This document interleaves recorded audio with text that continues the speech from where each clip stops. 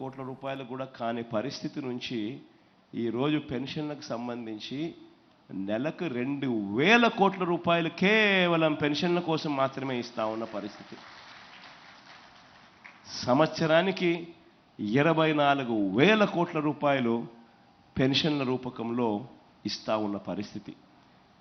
ఈ 58 నెలలుగా మీ బిడ్డ ప్రభుత్వం వచ్చిన తర్వాత ఈ ఏప్రిల్ కూడా కలుపుకుంటే ఏకంగా 90,000 కోట్ల రూపాయలు ఈ పెన్షన్ రూపకంలో అవ్వాతాతల ముఖంలో చిరునవ్వులు చూసేదానికోసం చేతిలో పెట్టినట్టు అయింది.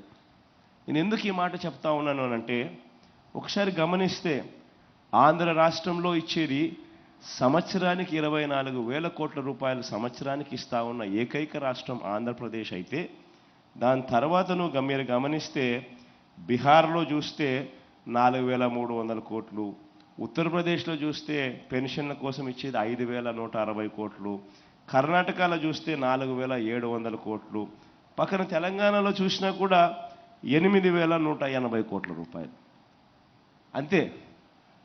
ఒక ఆంధ్ర రాష్ట్రం మాత్రం చూస్తే పెన్షన్ల కోసం ఇస్తా ఉన్న డబ్బు ఏకంగా 24,000 కోట్ల రూపాయలు కేవలం దీనికోసం ఇస్తా ఉన్నా.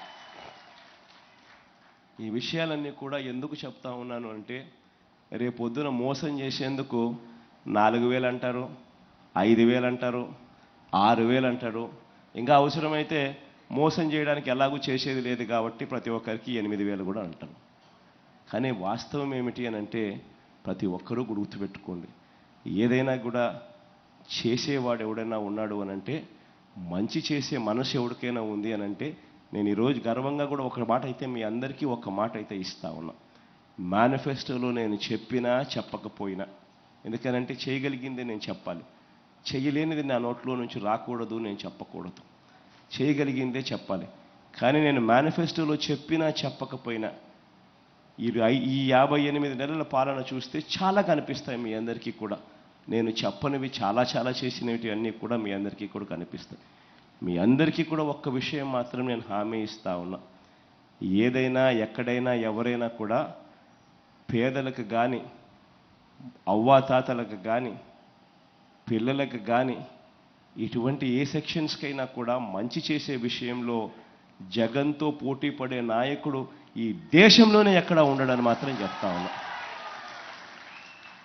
వెసులుబాటును బట్టి అవకాశం ఉంటే మాత్రం ఎక్కడా కూడా మీ బిడ్డ తగ్గడు. అవ్వాతాతల విషయంలో మరీ ముఖ్యంగా అసలు తగ్గే అవకాశము, తగ్గే పరిస్థితి అసలు ఉండదని కూడా చెప్తా ఉన్నా. ఈ విషయాలన్నీ కూడా మీ అందరికీ ఎందుకు చెప్తా ఉన్నాను అని అంటే, 2014లో ఏం జరిగింది అన్నది కూడా మీరందరికీ కూడా తెలిసి ఉండాలి. గతంలో ఇదే చంద్రబాబు నాయుడు 2014లో మీకు గుర్తుందే ఉంటుంది. నా సిద్ధం సభలు చూస్తూ ఉన్నారా, టీవీలలో అన్న చూస్తూ ఉన్నారా మీరంతా? నా సిద్ధం సభల్లో నేను చెప్పే మాటలన్నీ కూడా,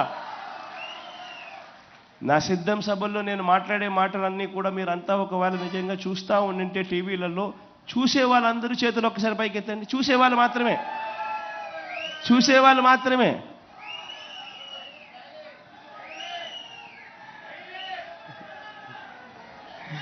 అందరూ చూస్తూ ఉన్నారు కాబట్టి నేను మళ్ళీ చెప్పడం రిపిటేషన్ అవుతుంది.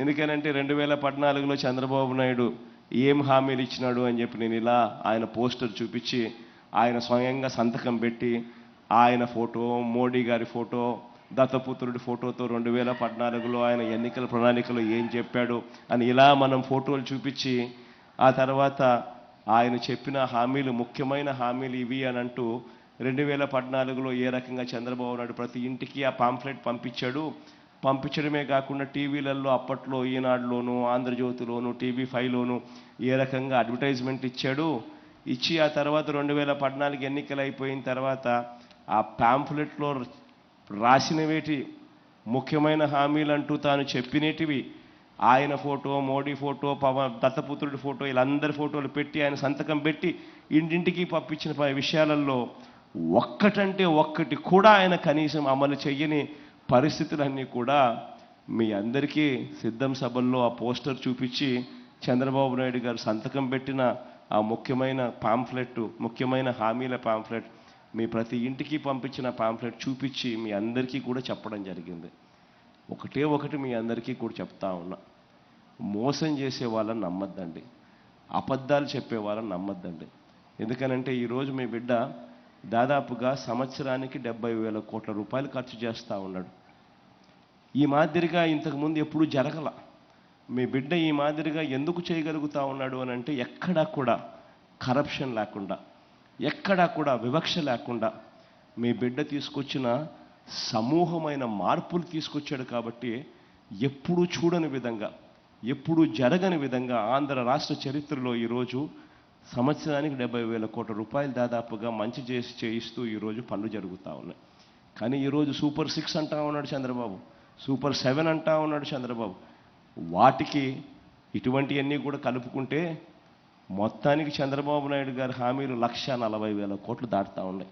అంటే జగన్ పూర్తిగా వ్యవస్థను, పూర్తిగా ఎటువంటి కరప్షను లేకుండా, ఎటువంటి వివక్ష లేకుండా 70,000 కోట్ల రూపాయలు ఖర్చు చేసే పరిస్థితి జగన్కే చాలా కష్టంగా ఉంటే, ఆయన సునాయాసంగా నోట్లో నుంచి చెప్పేటి అబద్ధాలే కదా అని 1,40,000 కోట్ల రూపాయల గురించి చెప్తా ఉన్నాడు అని అంటే, ఇక దాని అర్థం ఏమిటి? అందరినీ మోసం చేసేదానికే కదా. ప్రతి ఒక్కరూ కూడా ఈ విషయాన్ని ప్రతి ఒక్కరూ కూడా గుర్తుపెట్టుకోండి.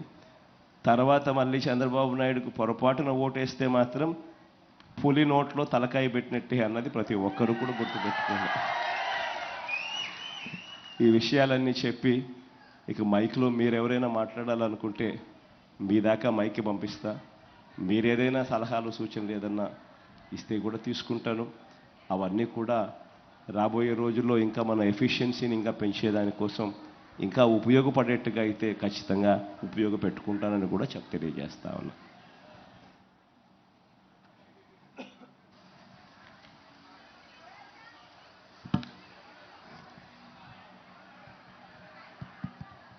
ఐదేళ్లు కంటికి రెప్పలా చూసుకున్న అన్న మన ఎదురుగా ఉన్నారు. మీరందరికీ మాట్లాడాలని ఉంటుంది. దయచేసి ఎవరు మాట్లాడతారు? ముందు లేడీస్ మాట్లాడతారు. అమ్మ మాట్లాడండి, మైక్ కొంచెం చూడండి.